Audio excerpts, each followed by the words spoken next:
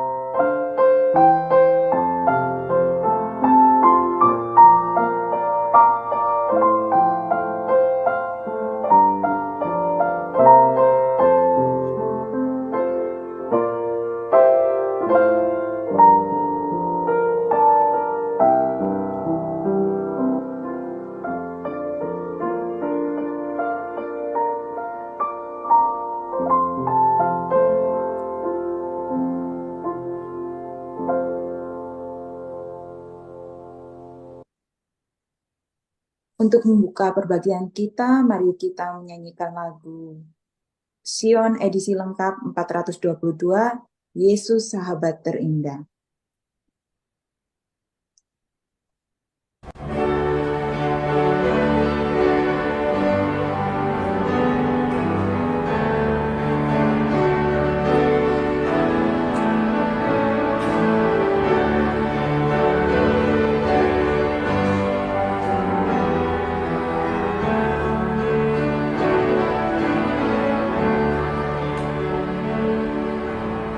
Yesus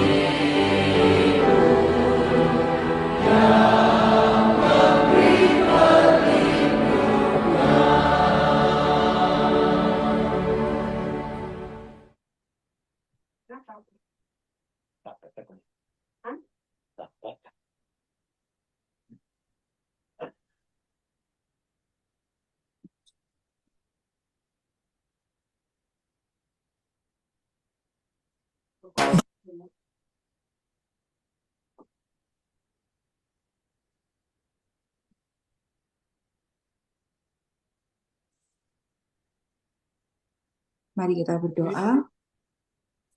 Bapa kami yang bertakhta dalam kerajaan surga, kami datang kembali ke hadirat-Mu Tuhan untuk mengucapkan syukur banyak terima kasih atas segala berkat dan perlindungan-Mu menyertai kami Tuhan hingga pada saat ini kami boleh merasakan berkat hari Sabat-Mu. Kami dapat berkumpul bersama saudara-saudara seiman untuk memuji dan membesarkan nama-Mu Tuhan.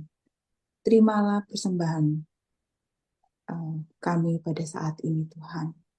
Tuhan, berkatilah kami yang sudah hadir pada saat ini, maupun yang belum sempat hadir, atau mereka dalam perjalanan, tibahkan mereka di rumah, dan mereka dapat menghadiri perbaktian via Zoom ini. Tuhan, berkati kita semua, persiapkan hati dan pikiran kami. Tuhan, berkati perbaktian kita dari awal, pertengahan, hingga akhirnya. Dan tak lupa Tuhan, kami berdoa khusus untuk Bapak Lauran Napitupulu yang akan membagikan firman-Nya pada malam hari ini Tuhan. Kiranya Engkau memberkati Bapak Lauran, agar apa yang dibawakan dapat menjadi berkat buat kami, sesuai dengan firman-Mu. Dan kami yang mendengarkan memperoleh berkat atas firman yang dibagikan. Kiranya Engkau memberkati firman yang kami akan dengarkan, agar itu menjadi kekuatan kami dalam menghadapi banyak masalah dalam kehidupan atau pencobaan. Tuhan, tak lupa juga kami mohon ampun atas segala dosa dan kesalahan kami yang kami perbuat baik sengaja maupun tidak. Tuhan, terimalah doa kami yang kurang sempurna ini, kami alaskan hanya di atas nama Yesus Juru Selamat dan Penebus kami. Amin. Selanjutnya kita akan mendengarkan lagu pujian yang berjudul Share Your Faith by Gift of Praise Kids.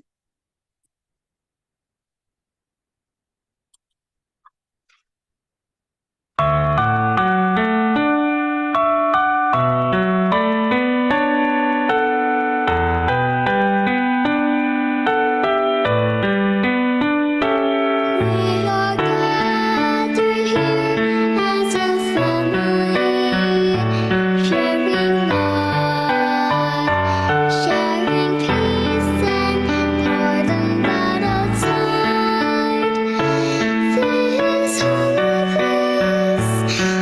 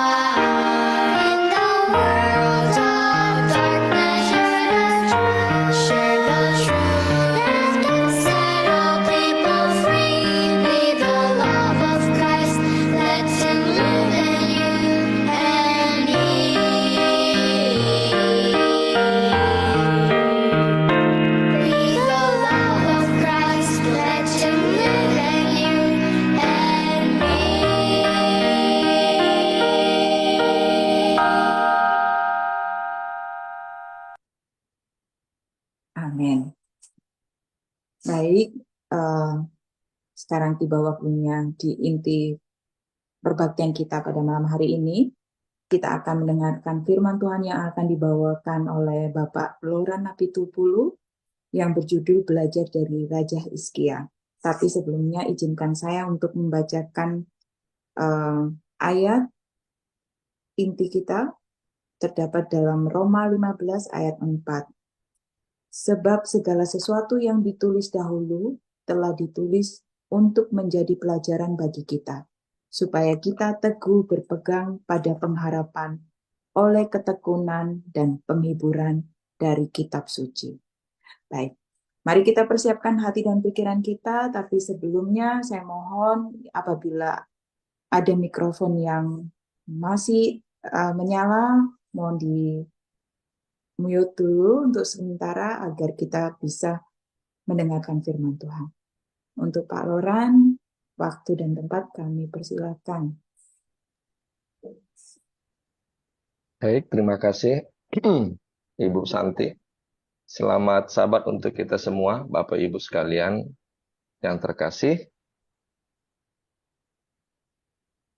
Terima kasih untuk kesempatan kembali diberikan kepada kami untuk boleh melayani umat-umat Tuhan yang ada di pelayanan dalam Tuhan ya, di Pendoa Eropa. Dan saya sangat senang boleh kembali untuk kesekian kali bergabung bersama-sama untuk melayani umat-umat Tuhan. Mungkin ada di antara kita, wah ini kenapa ini Pak Loren ini semangat ya melayani ya jauh dan pagi buta ya, subuh di Indonesia. Jawaban saudara karena saya mengalami banyak mujizat, banyak hal-hal perjalanan indah bersama dengan Tuhan. Dalam arti ada tantangan, ada kesulitan, ada kesusahan, tapi Tuhan telah banyak memberikan jalan keluar dalam hidup sehingga saya telah bertekad ya bahwa untuk pekerjaan Tuhan, untuk pelayanan tidak boleh menolak karena saya merasa itu adalah berkat yang istimewa dari Tuhan. Inilah alasan kenapa saya dan keluarga memang bersemangat untuk terus melayani Tuhan sampai pada akhir zaman. Terima kasih untuk lagu pujian tadi. Terima kasih kepada sahabat-sahabat kami di Indonesia yang boleh bergabung karena ada memang beberapa grup WA yang saya share undangan kita pada saat ini. Baik Bapak Ibu, izinkan saya share screen firman Tuhan pada malam ini.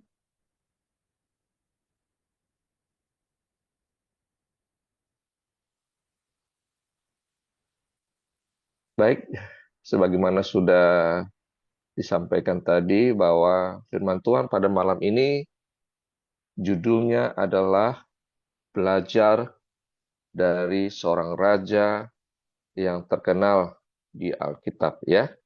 Memang raja ini tidak panjang umur karena usianya sampai hanya 52 tahun. Tetapi syarat makna pelajaran yang penting yang bisa kita aplikasikan dalam kehidupan kita sehari-hari.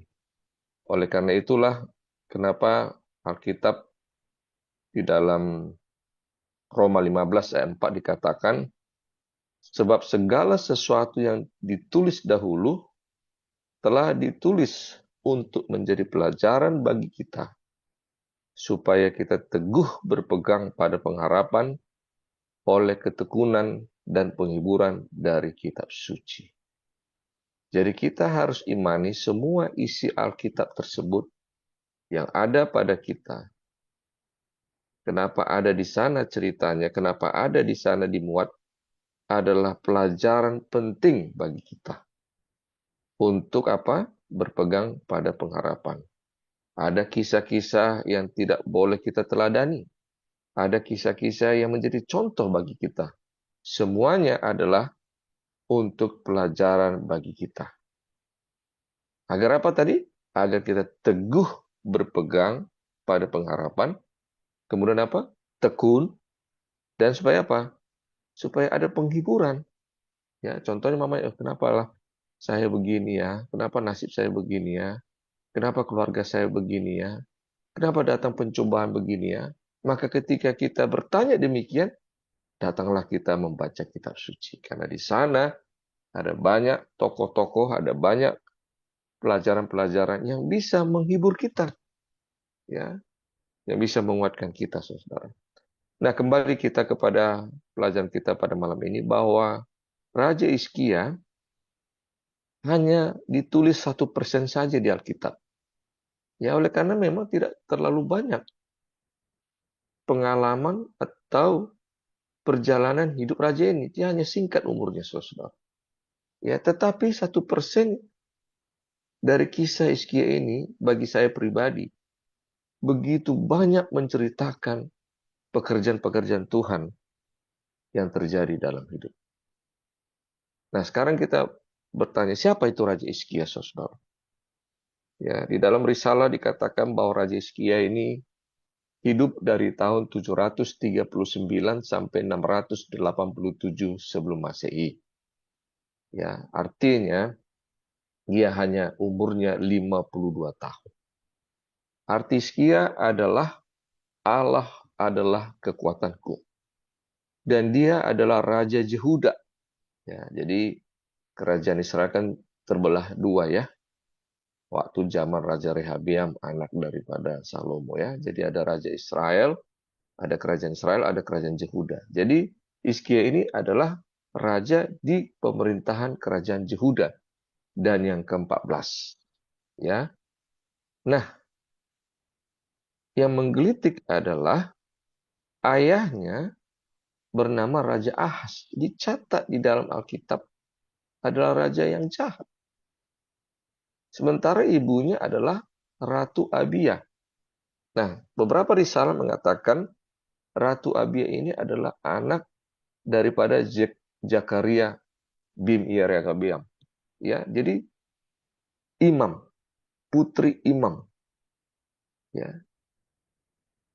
Nah, inilah yang bagi saya yang mempelajarinya, yang melatih mendidik sehingga Raja Hizkia ini menjadi pribadi yang baik, yang benar.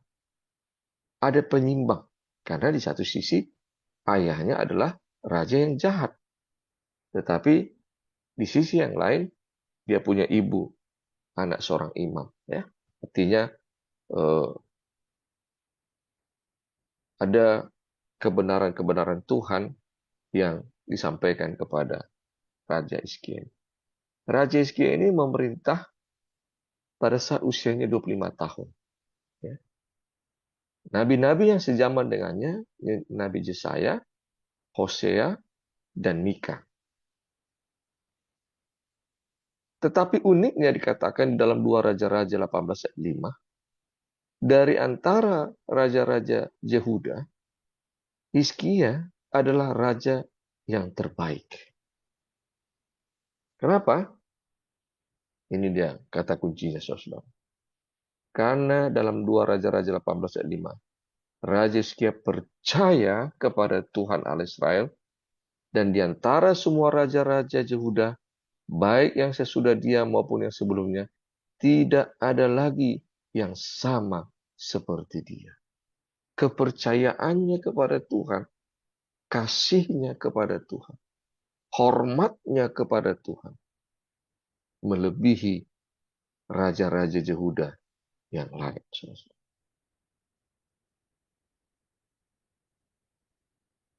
Fakta yang kita boleh lihat di dalam kisah ini, coba kita perhatikan dalam 2 Raja-Raja 16 ayat 2, Ahaz ini bapaknya.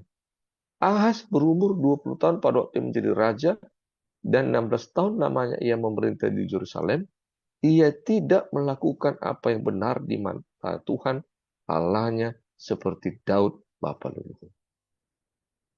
Tetapi ketika Hizkia naik menjadi raja, 2 Raja-Raja 18 ayat 3 katakan, ia melakukan apa yang benar di mata Tuhan. tepat seperti yang dilakukan oleh Daud, bapa leluhur. Coba kita perhatikan saudara ya. Dua tokoh antara ayah dan anak. Ya.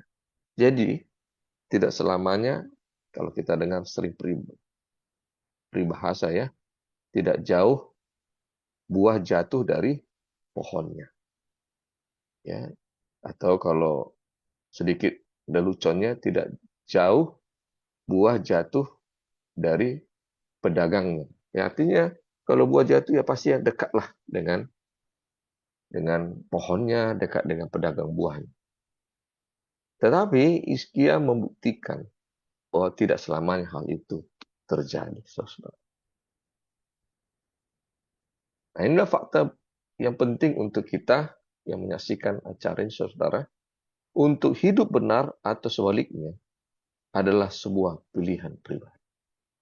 Ada juga yang kita lihat, orang tuanya begitu saleh, begitu aktif melayani Tuhan, anak-anaknya tidak mengikuti jejak orang tua.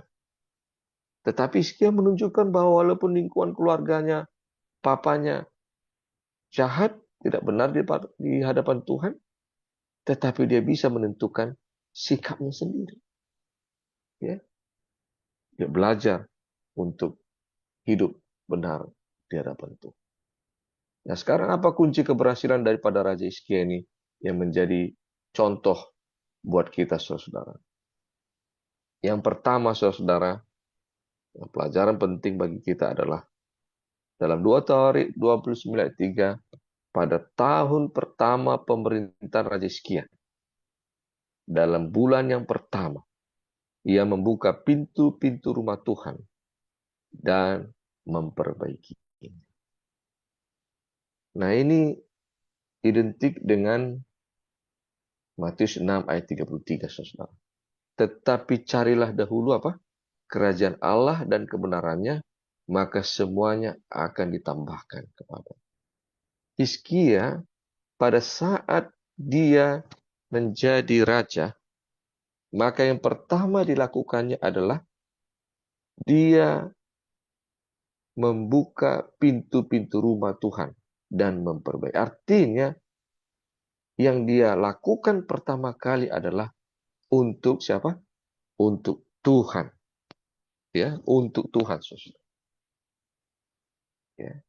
Dan yang pertama dilakukannya adalah membuka rumah Tuhan. Dia ingat rumah Tuhan, dia ingat bait suci yang selama ini sudah ditutup oleh ayahnya. Yang selama ini mereka bukan lagi menyembah Tuhan Allah. Sehingga ketika dia menjadi raja, dia rindu rumah Tuhan kembali dibuka dan diperbaiki. Karena sudah berpuluh tahun rumah Tuhan itu tidak pernah dibuka. Akhirnya apa? Rusak. Dan akhirnya dia perbaiki. Nah, bagaimana deh kita, saudara? Apakah ketika Tuhan memberkati kita, kita ingat Tuhan lebih dulu? Apakah ketika kita menerima sukacita, menerima kebahagiaan, Tuhan yang kita ingat dulu? Ketika kita naik pangkat, ketika jabatan kita naik, ketika kita dipromosikan, kita ingat lebih dulu Tuhan. Nah, ini pelajaran penting buat saya dan keluarga. Kalau kita mendahulukan Tuhan, mengutamakan Tuhan, mencari Tuhan lebih dahulu, maka ada hal-hal yang istimewa terjadi dalam kehidupan kita.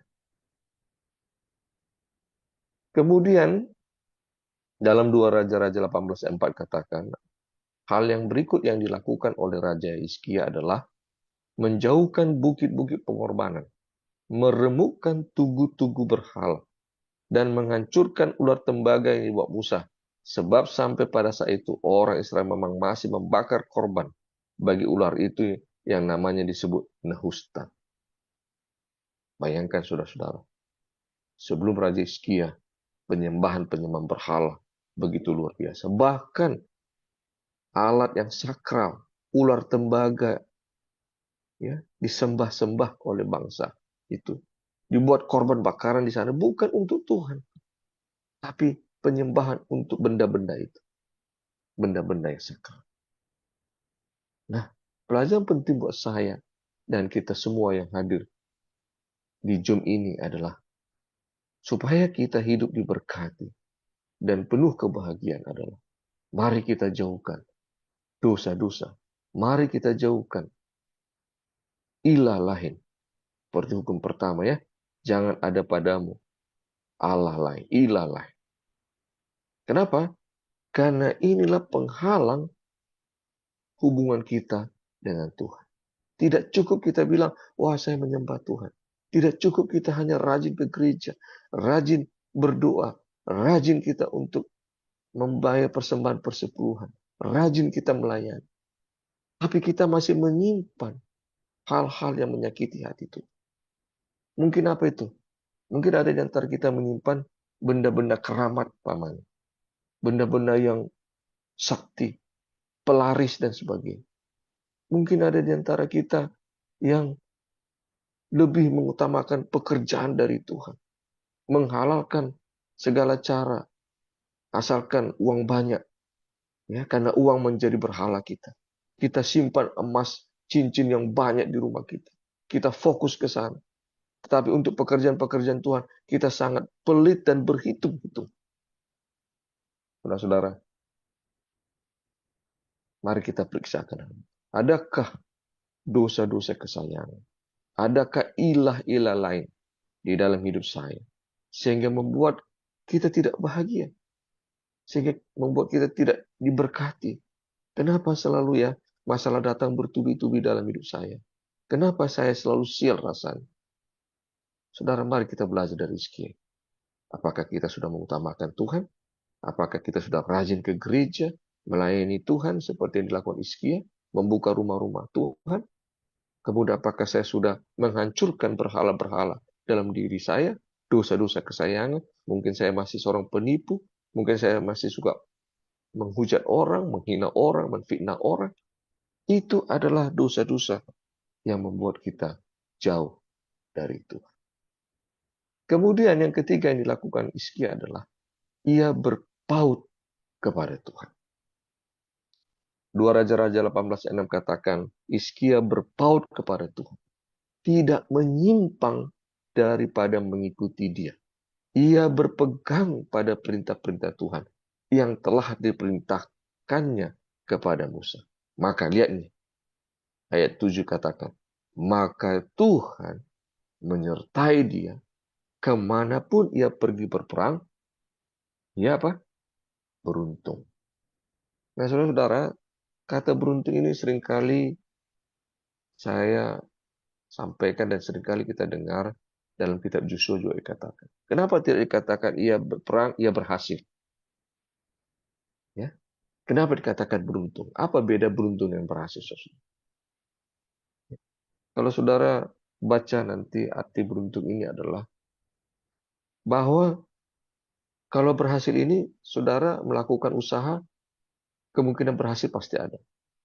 Ya, kalau saudara mamanya bercocok tanam, menanam padi dengan sungguh-sungguh kasih pupuk, maka kemungkinan akan berhasil, saudara. Tapi kalau mamanya tanah itu tidak bisa ditanami, kering, kemudian saudara banyak berdoa, berserah kepada Tuhan, saudara tanam, tiba-tiba itu bisa berbuah, tanah itu subur, itulah namanya beruntung, saudara. Mamanya saudara punya pendidikan yang biasa-biasa saja, tapi saudara bisa mendapat pekerjaan yang harusnya itu adalah orang-orang yang berpendidikan di sana. Itu artinya beruntung. Saya pribadi, saudara, banyak mengalami yang disebut dengan keberuntungan. Bukan keberhasilan. Ya, saya sudah pernah cerita, pendidikan saya juga bukannya yang hebat-hebat sekali. Tapi ketika saya mengutamakan Tuhan, berpaut kepada Tuhan, saya hidup baik dan benar di hadapan Tuhan, maka saya bisa punya pekerjaan-pekerjaan yang saya sendiri berpikir, kok bisa ya? Kenapa saya bisa duduk di sini ya? Padahal saya bukan dari universitas yang ternama. Saya bukan punya pendidikan tinggi yang hebat. Tapi saya bisa menduduki tempat-tempat yang harusnya orang-orang hebat di sana. Itu yang saya sebut dengan keberuntungan, saudara. Dan Alkitab catat Beda kita dengan orang-orang yang tidak sejalan dengan Tuhan adalah hidup kita penuh keberuntungan. Kita minoritas, tapi kita bisa di mayoritas. Itulah contoh. Inilah janji Tuhan. Kalau kita berpaut kepada Tuhan, percaya kepada Tuhan, mengutamakan Tuhan, maka ayat 7 ini terjadi kepada kita. Tuhan menyertai kita. Maukah kita disertai Tuhan kemanapun kita pergi? Maukah kita hidup kita berhasil dan beruntung, saudara? Maka kita harus belajar dari kisah Hizkia. Apalagi yang perlu kita pelajari dari Hizkia ini? Hizkia ini adalah seorang pendoa. Seperti nama grup kita ini, saudara. Pendoa. Nah, ini pelajaran penting, saudara. Seringkali kita belajar tentang Hizkia ini dari kisah yang satu lagi ya, di saat dia dikatakan Tuhan akan mati ya.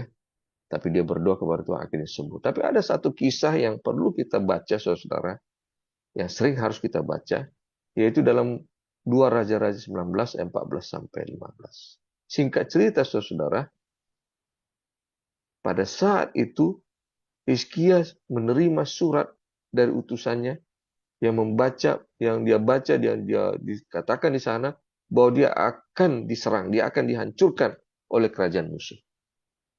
Dia tahu bahwa kerajaan musuh itu singkatnya adalah begitu banyak pasukan. Dan di atas kertas akan hancurlah kerajaan Yehuda kalau ini perang kepada mereka. Maka ketika dia menerima surat itu, ketika rasa takutnya datang, apa yang dilakukan Hizkia, saudara?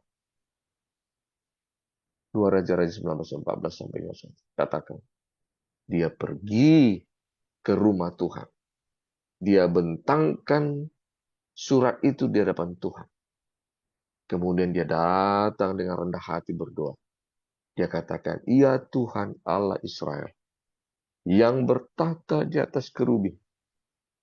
Hanya Engkau sendirilah Allah, segala kerajaan di bumi. Engkaulah yang menjadikan langit dan bumi." Terus apa yang terjadi, saudara? 2 Raja-Raja 19-20, setelah dia berdoa, lalu Jesai bin Amos menyuruh orang kepada Hizkia mengatakan, "Beginilah firman Tuhan Allah Israel, apa yang telah kau doakan kepadaku mengenai Sanherib, Raja Asyur, telah kudengar." Ya, kenapa? Karena sekali lagi, kerajaan Asyur, Raja Asyur ini bersiap mau menghancurkan, berperang kepada bangsa kerajaan Yehuda itu. Apa yang Tuhan lakukan, saudara? Ayat 35.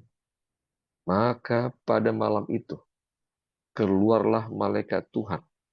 Lalu dibunuhnyalah 185.000 orang di dalam perkemahan Asyur. Keesokan harinya, pagi-pagi tampaklah semuanya bangkai orang-orang mati belaka. Ayat 36, sebab itu berangkatlah Sanherib Raja Asyur dan pulang. Lalu tinggallah ia di Niwe. Ayat 37, ada suatu kali ketika ia sujud menyembah di dalam kuil Nisrok Allahnya, maka Adramelek dan Serezer, anak-anaknya, membunuh dia dengan pedang. Dan mereka meloloskan diri ke tanah Ararat. Kemudian Esradon anaknya menjadi raja menggantikan dia. Bayangkan saudara-saudara, ada 185.000 orang yang siap berperang mau menghancurkan kerajaan Yehuda. Inilah surat yang sampai kepada Raja Hizkia. Sehingga Raja Hizkia tahu bahwa mereka akan hancur lebur. Karena pasukan mereka ini, pasukan Asyur ini, pasukan yang sangat hebat dan jumlahnya sangat banyak. Saya masih ingat dengan kisah Gideon, saudara. Pasukannya pun hampir sama banyaknya seperti. Dan mereka hanya berperang dengan 300 orang. Dan mereka tidak berperang. Tapi Tuhan yang berperang. Nah, kisah Hizkia juga terjadi. Catat dalam Alkitab. Bukan kerajaan Yehuda yang berperang, saudara. Malaikat Tuhan yang turun membunuh. Ini yang saya sebut tadi keberuntungan tadi. Kalau keberhasilan, pamannya terjadi peperangan antara pasukan Yehuda, pamannya 150.000 orang berperang dengan pasukan Asyur dengan 185.000 orang, kemudian menanglah mereka. Itu biasa, saudara. Tapi mereka tidak berperang. Doa Raja Hizkia menyentuh hati Tuhan, sehingga Tuhan memerintahkan malaikatnya untuk menghancurkan pasukan Asyur. Bahkan sampai rajanya bernama Sanherib hancur, mati, saudara. Sekali lagi, pelajaran yang sangat penting buat kita, saudara. Nah, kisah yang berikutnya adalah kisah yang luar biasa kita dengar, saudara. Ya, di dalam kitab 2 Raja-Raja 20 ayat 1 katakan, pada hari-hari itu Hizkia jatuh sakit dan hampir mati. Lalu datanglah Nabi Yesaya bin Amos berkata kepadanya, engkau akan mati, tidak akan sembuh lagi. Ayat 2, coba perhatikan. Apa yang dilakukan Hizkia? Ya, karena dia sedang di tempat tidur, dia tidak bisa berdiri lagi karena dia memang sudah sakit parah. Lalu Hizkia memalingkan mukanya ke arah dinding dan ia berdoa kepada Tuhan. Ini doa yang luar biasa. Dan seringkali doa ini disampaikan oleh orang-orang yang sudah sakit parah ya. Dia katakan apa? Ah Tuhan, ingatlah kiranya bahwa aku telah hidup di hadapan-Mu dengan setia dan dengan tulus hati, dan bahwa aku telah melakukan apa yang baik di mata. Dan dia ini, saya garis bawahi. Kemudian menangislah Hizkia dengan sangat. Saudara-saudara, saya sering juga sampaikan di sini bahwa saya adalah termasuk laki-laki yang kalau berhadapan dengan Tuhan pasti menangis. 90% doa saya kepada Tuhan di hadapan Tuhan dengan air mata. Tidak harus menangis karena kesedihan. Saya sering menangis karena terharu dalam perjalanan hidup. Tangan Tuhan yang perkasa memelihara hidup kami. Hari-hari yang kami lewati, bulan-bulan saya lewati, selalu banyak mujizat dan keajaiban Tuhan. Sehingga ketika saya berhadapan dengan Tuhan dalam doa-doa saya, dalam ketika saya tersungkur, ketika saya terebah ya, merebahkan badan, berdoa kepada Tuhan, saya sering menangis, saudara. Karena saya berpikir bahwa saya bisa hidup hingga hari ini dengan keadaan seperti ini, dengan berkat seperti ini, semua adalah kemurahan Tuhan. Jadi saudara-saudara, saya menganjurkan kepada kita, jangan pernah malu berdoa menangis di hadapan Tuhan. Karena doa menangis menunjukkan kedekatan emosimu dengan Tuhan. Kalau kita berdoa biasa-biasa saja, seperti menghadap patung aja itu, ya, tidak punya perasaan, tidak punya emosi.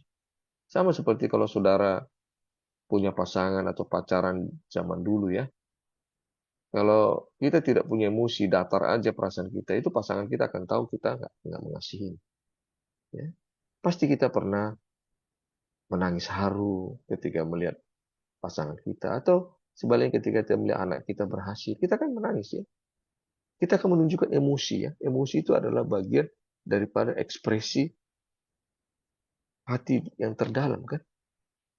Jadi kenapa orang bisa menangis? Karena memang hatinya sedang hancur.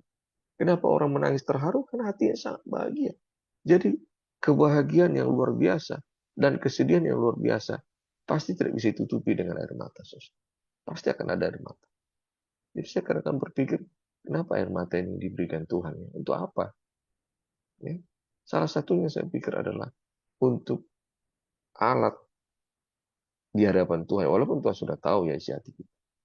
Maka kita sungguh-sungguh berdoa kepada Tuhan. Coba perhatikan, Hizkia dikatakan menangis dengan sangat kepada Tuhan.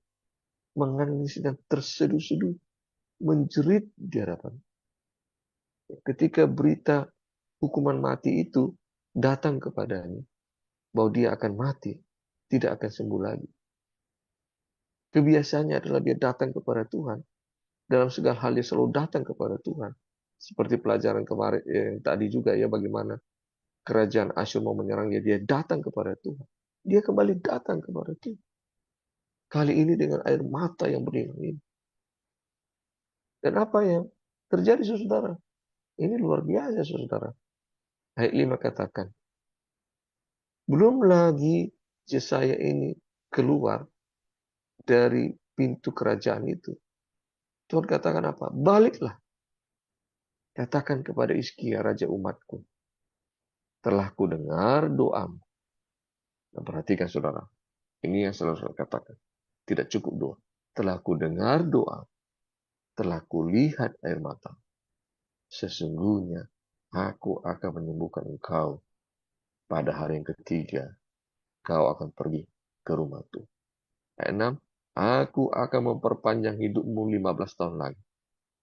Dan bukan itu aja bonusnya. Aku akan melepaskan engkau dan kota ini dari tangan Raja Asyur. Aku akan memagari kota ini oleh karena aku dan oleh karena Daud hamba. Saudara, Tuhan sering menjawab doa kita melebihi apa yang kita doakan. Hizkia hanya berdoa untuk kesembuhan. Tuhan jawab, tetapi Tuhan tambahkan dengan apa? Memperpanjang dan melepaskan mereka dari tangan Raja Asyur, memagari kota itu sehingga selama hidupnya tidak ada satu kerajaan pun yang mampu menghancurkan atau menjajah kerajaan jauh dari. Berapa banyak di antara kita kalau berdoa diikuti dengan air mata. Seringnya adalah sudah doa kita adalah doa besar karena kita meminta sesuatu yang besar, tapi kita berdoa dengan setengah hati. Cara kita berdoa juga tidak hormat kepada Tuhan. Jarang kita berdoa bertelut. Saya saudara, selain bertelut ya, ini juga saya selalu ajarkan ini kepada yang lain.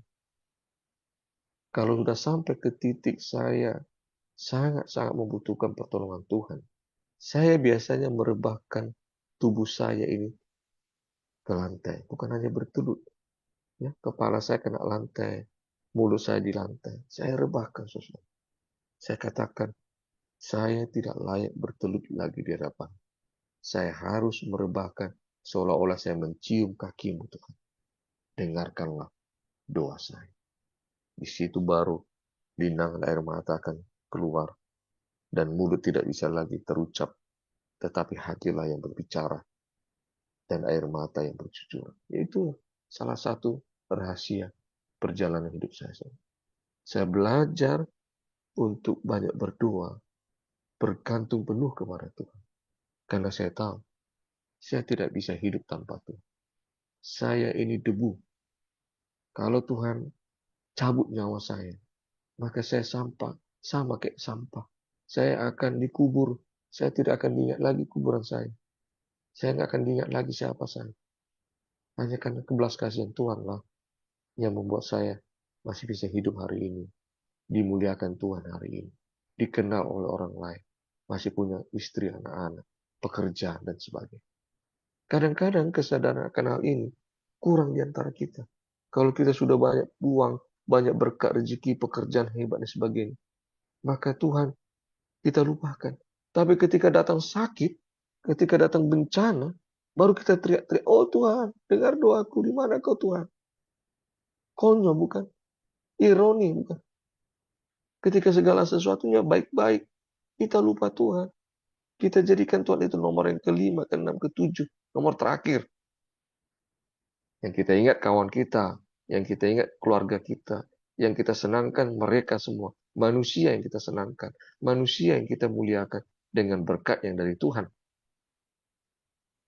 Lupa kita akan Tuhan. Saya mau mengetuk kita semua yang menonton, menyaksikan acara ini. Jangan sampai ketika bencana terjadi sama kita, baru kita ingat Tuhan. Itu sudah terlambat, saudara.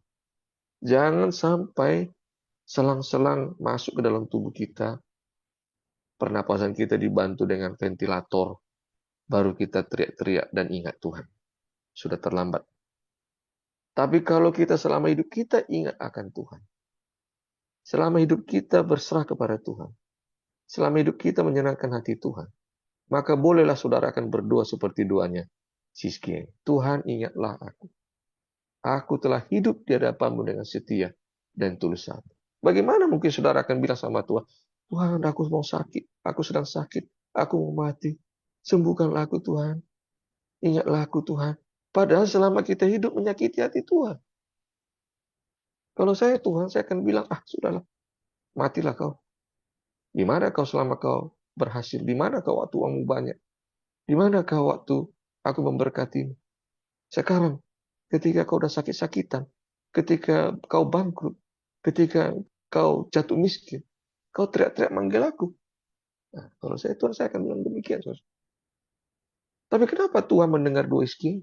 Karena memang selama hidupnya, dia belajar mengasihi Tuhan. Dia belajar setia. Dia belajar tulus hati.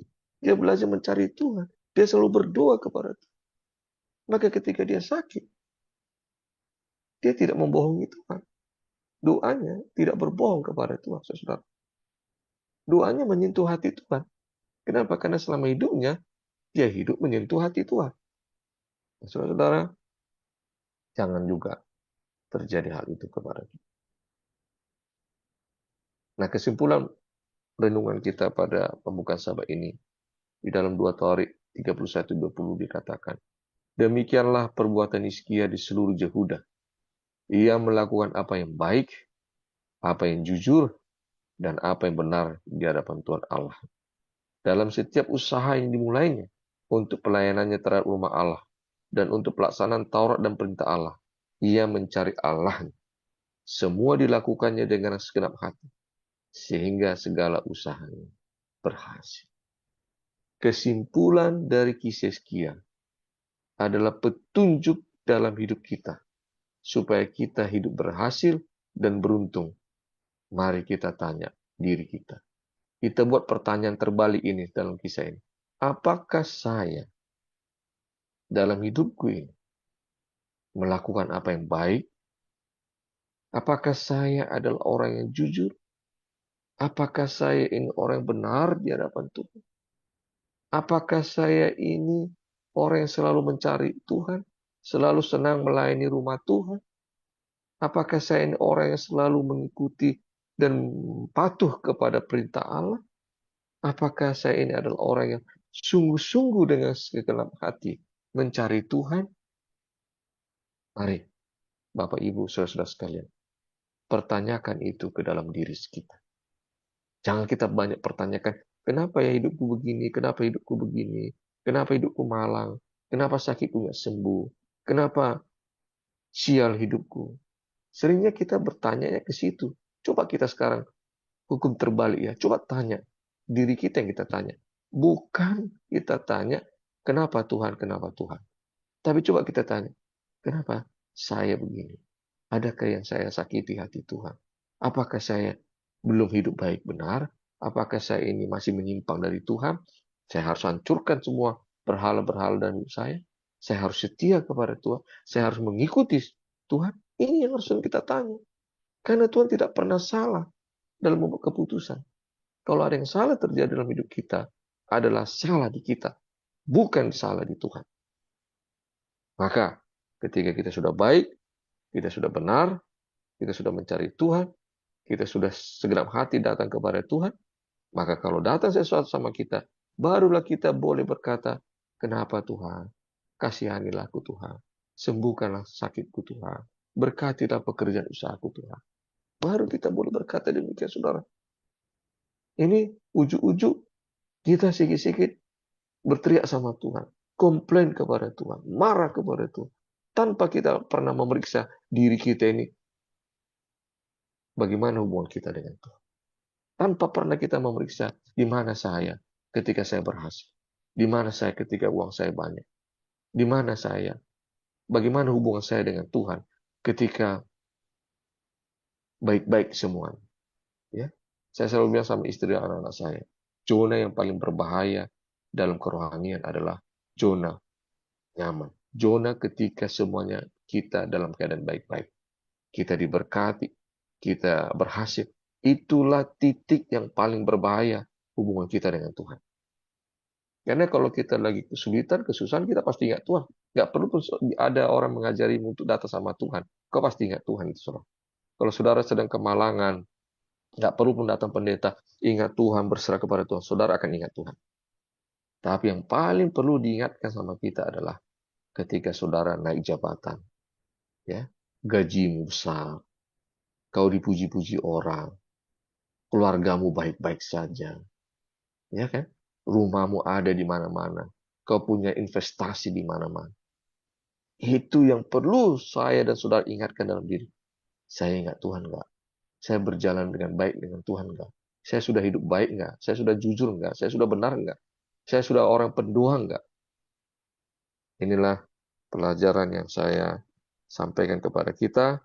Semoga kita akan menjadi anak-anak Tuhan yang belajar dari Hizkia, menjadi orang yang baik, orang yang jujur, orang yang benar, orang yang selalu mencari Tuhan, orang yang selalu mengutamakan Tuhan, yang selalu dekat dengan Tuhan, sehingga Tuhan akan membuat kita berhasil dan beruntung. Tuhan memberkati kita. Amin. Amin. Terima kasih, Bapak Lauren.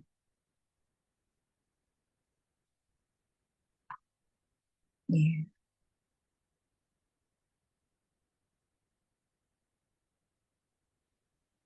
ya. Dan terima kasih atas firman-Nya, Pak Lauren.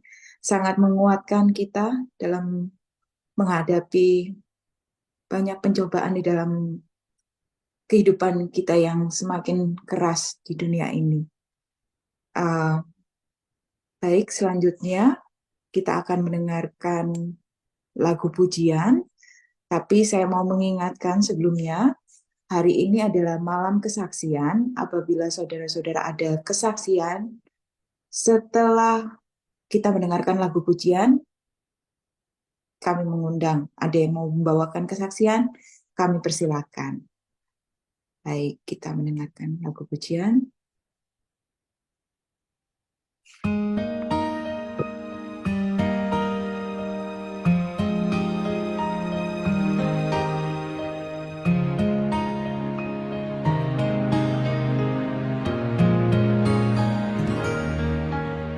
Each day seems like heaven, my heart overflows. The longer I serve Him, the sweeter He grows.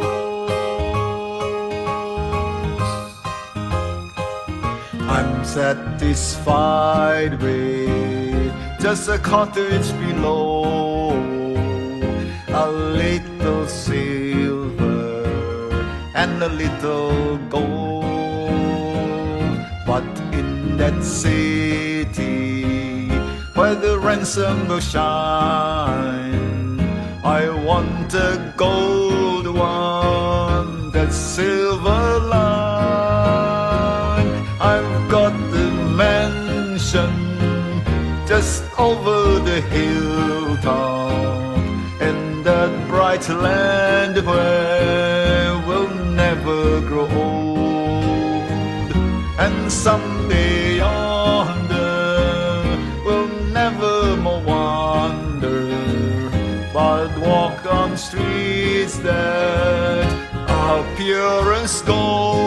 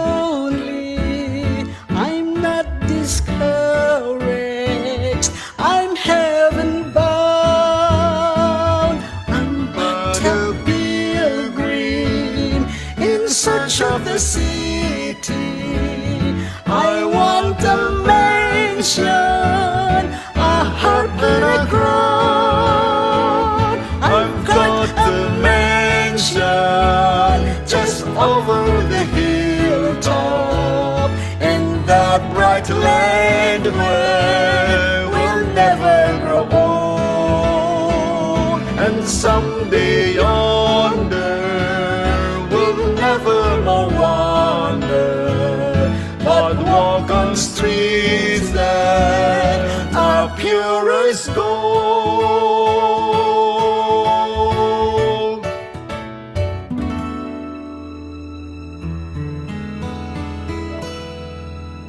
The more that I love him, more love he bestows. Each day is like heaven, my heart overflows. The longer I serve him, the sweeter he grows. The longer we serve him, the sweeter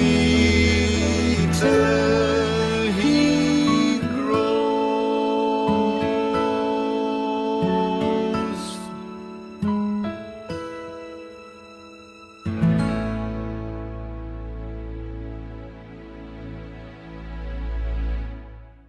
If you've been blessed by this video, Please like. Iya.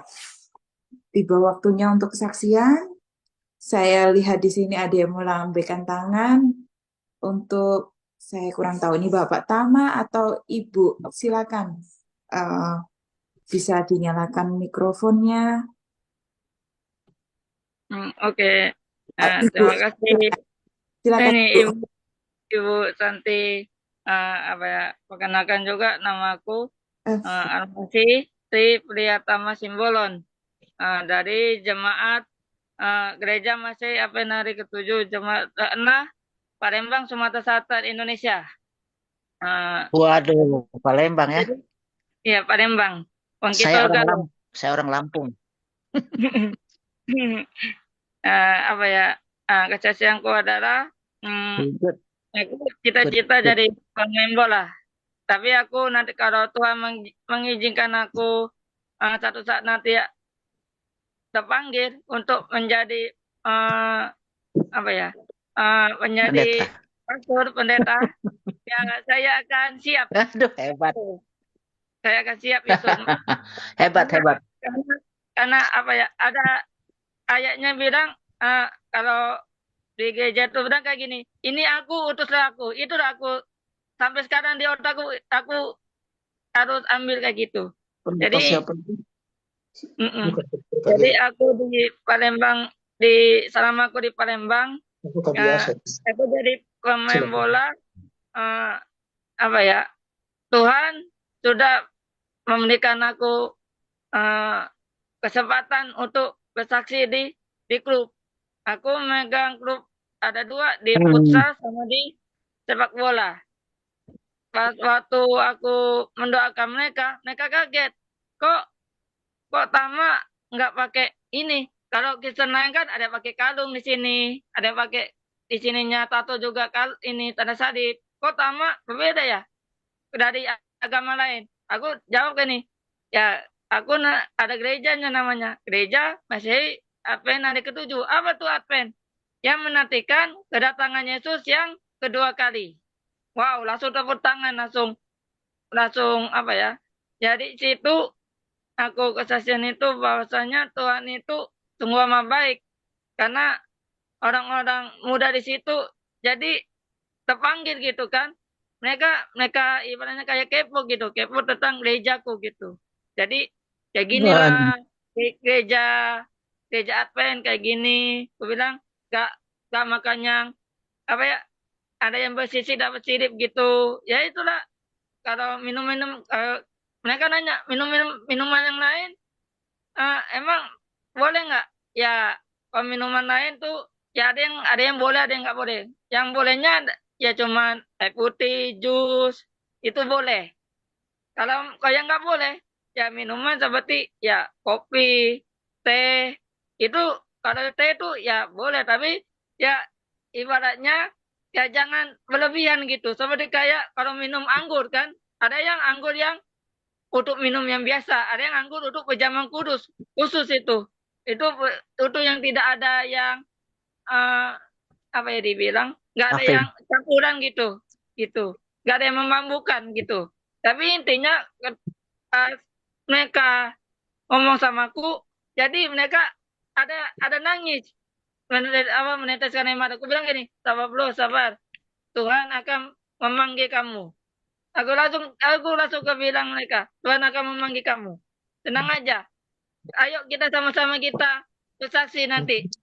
Kemanapun kita berada nanti, entah tuh di tempat kita di Jayapura atau di ke pelosok-pelosok lain, jangan takut.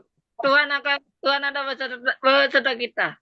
Tuhan akan menyertai kita dan intinya aku kalau Tuhan terpanggil nanti di mana aku tempat aku berada menjadi pemain bola, aku akan eh, kalau aku sudah gantung sepatu ibaratnya sudah selesai, aku nanti akan mengizinkan eh, masuk ke rumah sakit karena rumah sakit pas aku kecelakaan itu nggak ada pendeta, maksudnya nggak ada yang mendoakan pasien-pasien gitu kan. Kalau gereja Advent ada ininya setiap kayak gini. Tapi aku, nanti lah satu saat nanti aku akan ke situ dan aku akan bersaksi di radio, entah di TV juga, di Hope Channel. Tuhan akan pasti melindungi aku.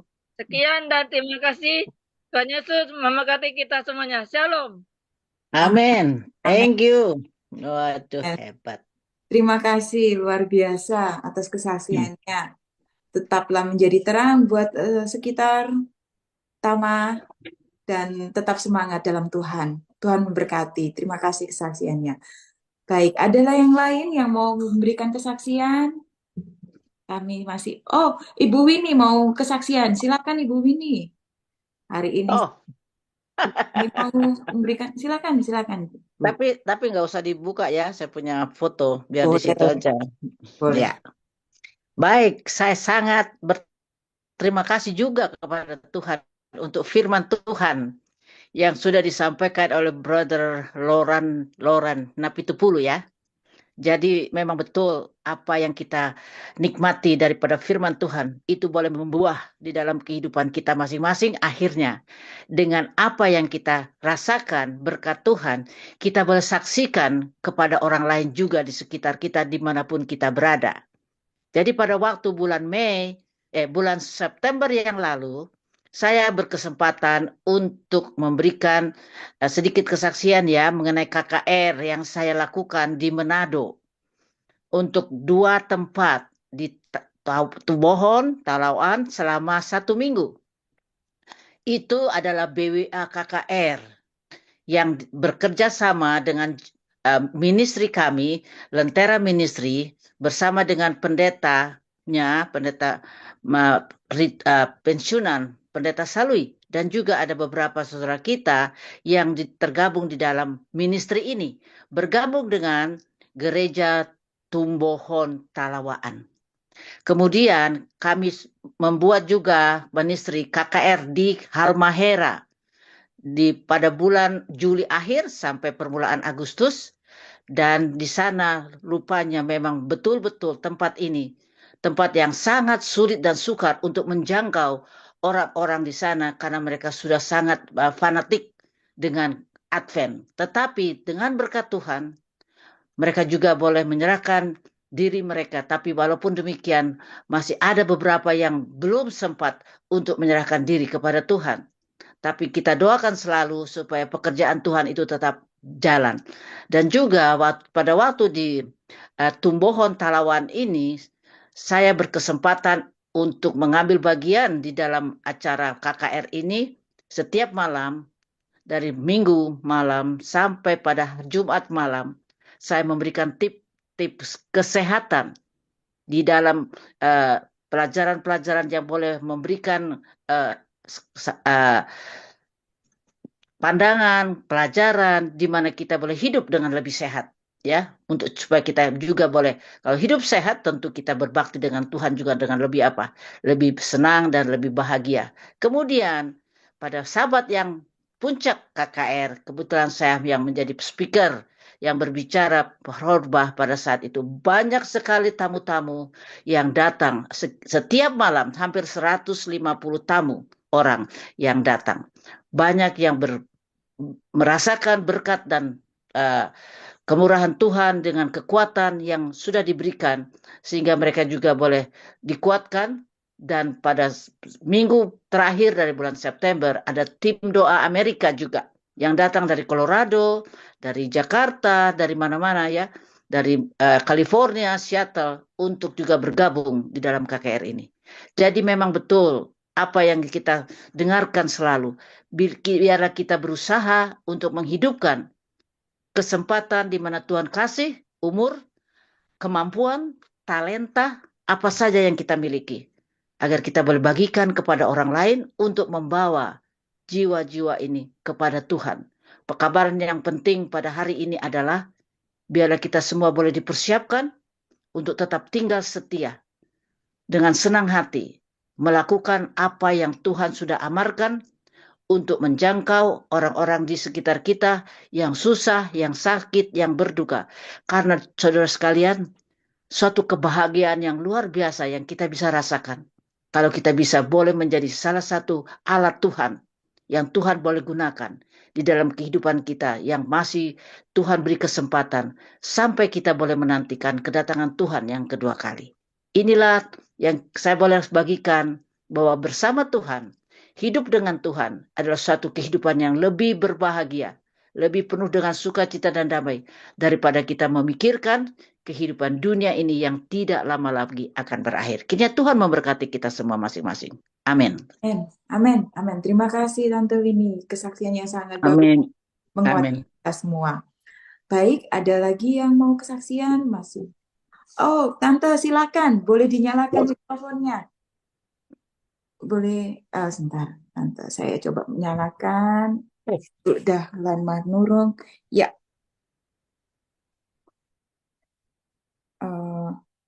Oh, saya nggak bisa. Tante, mikrofonnya boleh dinyalakan?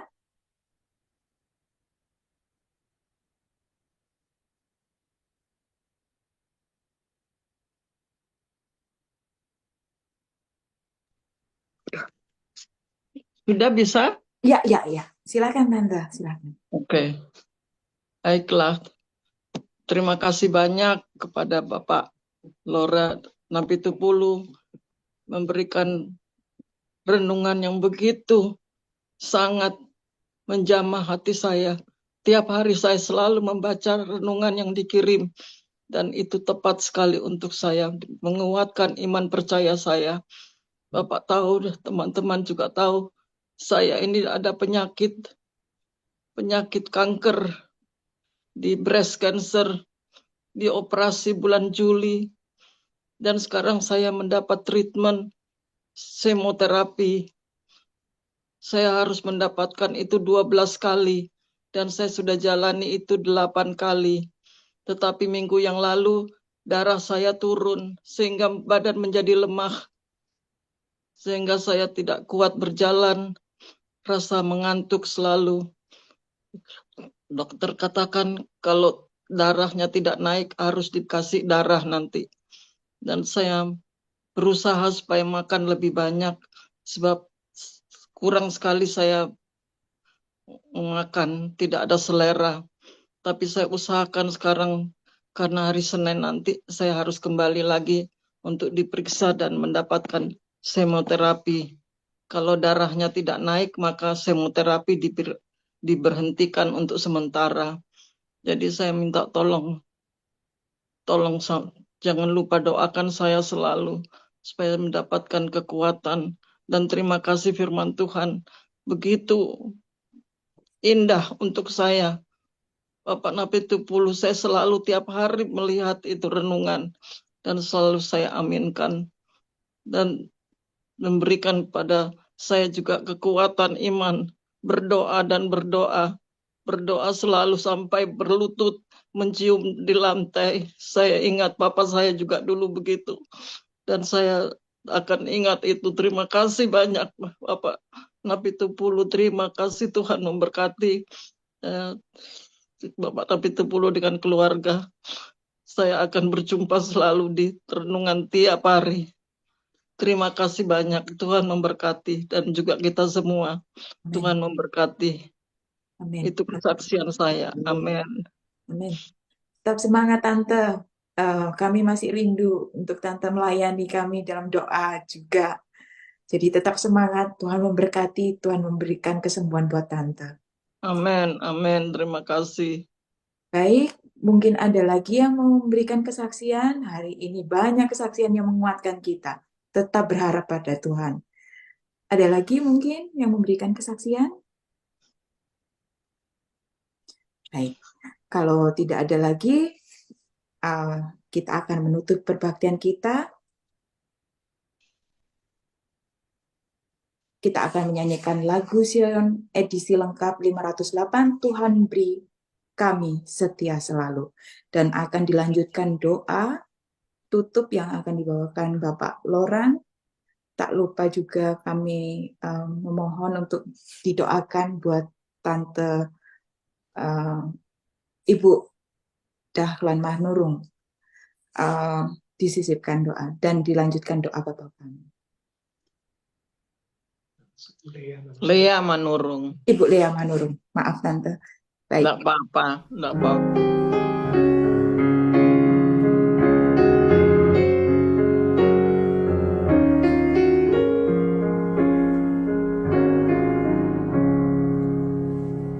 Tuhan beri kami setia selalu hingga memandang mulia-Mu. Berikanlah percaya penuh, Tuhan beri kami setia selalu. Tuhan beri kami setia selalu hingga memandang mulia-Mu. Setia dan kekal dalam apapun, Tuhan beri kami setia selalu.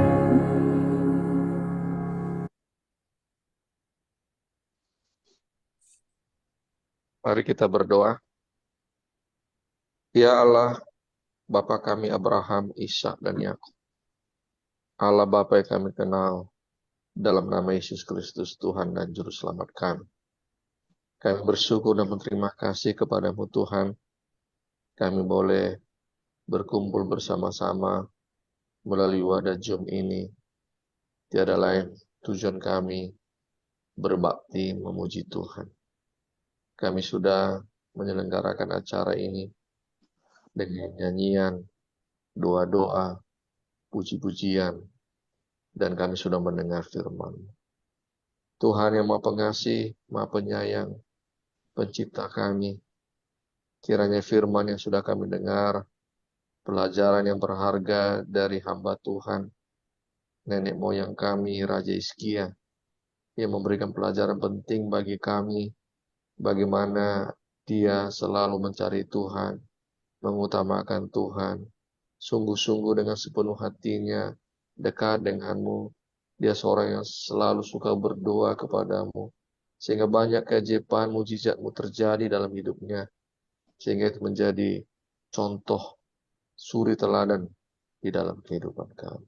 Semoga kami semua yang sudah mendengar firman ini, maupun yang akan mendengarnya melalui YouTube nantinya ketika ditayangkan, menjadi pedoman dalam hidup kami di akhir zaman ini Tuhan, supaya kami menjadi anak-anak-Mu yang dekat denganmu, selalu setia kepadamu, selalu mengutamakan Engkau, mencari Tuhan, menjadi orang yang baik, benar dalam hidup kami, menjauhkan segala dosa-dosa, berhala-berhala modern yang mungkin kami masih lakukan dalam kehidupan kami.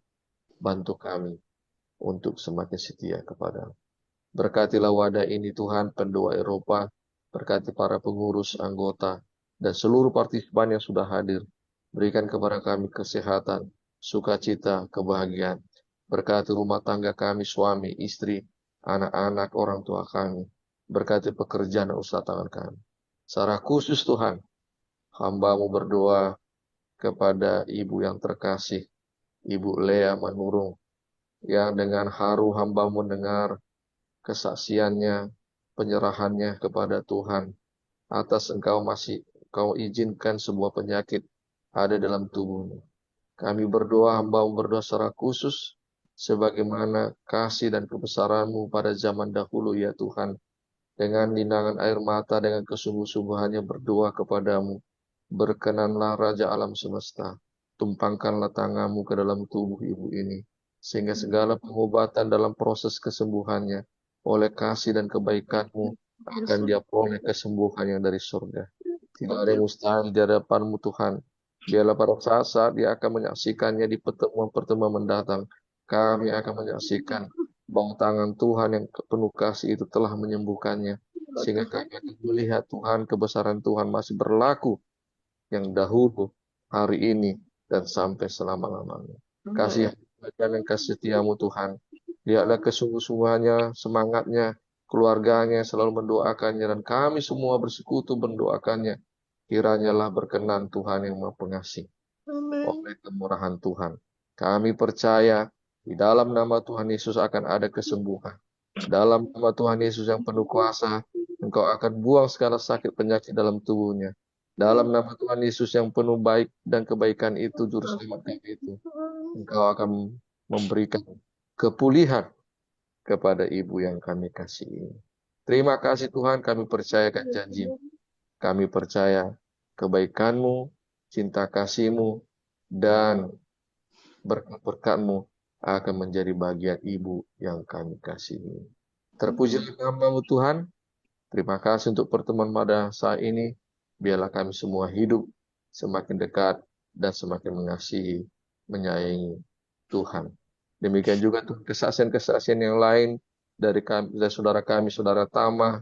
Demikian juga dari Ibu Winnie yang sudah menyaksikan kasih kebesaran Tuhan, semangat mereka dalam melayani Tuhan, KKR yang sudah dilakukan.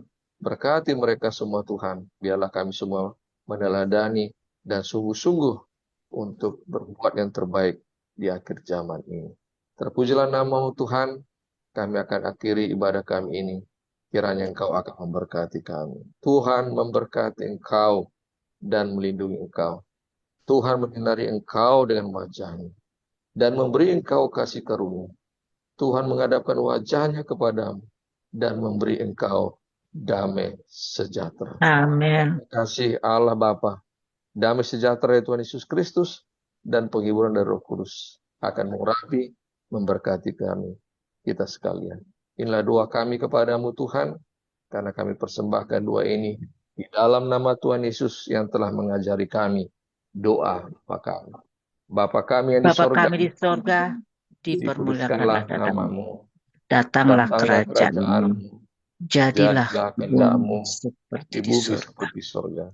Berikanlah Berikan kami pada kami hari pada hari ini ini makanan kami yang yang secukupnya, dan ampunilah kami akan kesalahan kami, seperti kami juga mengampuni orang yang bersalah kepada kami.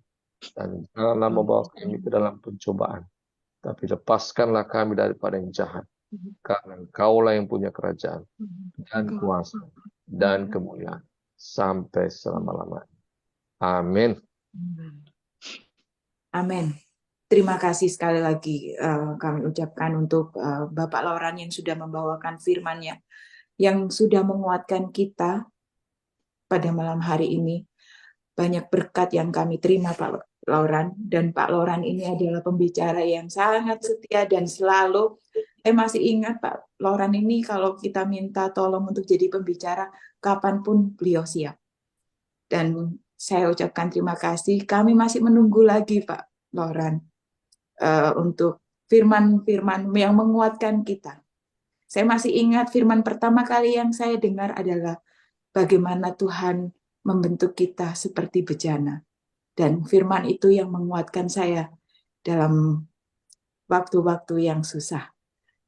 Kita tetap berharap pada Tuhan. Terima kasih Pak Lauran.